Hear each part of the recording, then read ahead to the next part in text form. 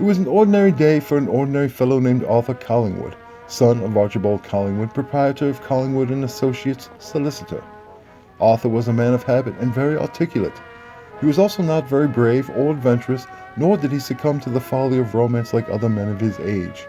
If anything caused a delay in his schedule, it would prove disastrous to him. Every day at precisely 11:30 a.m., he would take a recess for lunch, at which point he would stroll to Highgate. At precisely 11:42, he would sit at a particular bench under a particular oak tree and enjoy his lunch.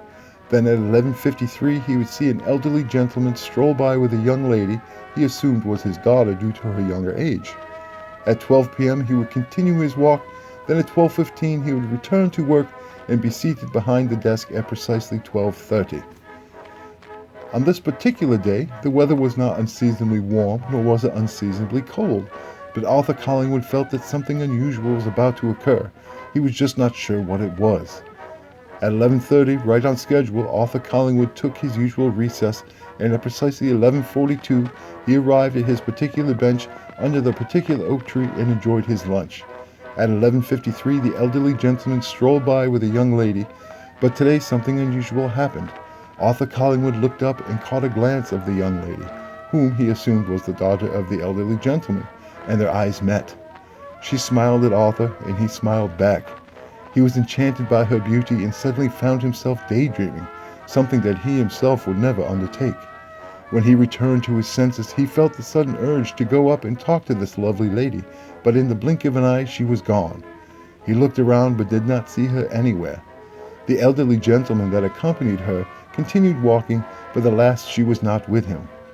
Compelled to know more, he went in haste after the elderly gentleman. It was only a matter of a few quick paces that Arthur Collingwood had caught up with the gentleman, and when the gentleman paused, Arthur Collingwood regained his composure and approached. Excuse me, sir," he said sheepishly. "I do not mean to intrude, but I was curious about the young lady you were with." "I beg your pardon," the elderly gentleman replied. Arthur began to lose his courage. "Yes, sir, I'm sorry to disturb you, sir. Have a lovely day." And he bowed and then turned around and was about to leave.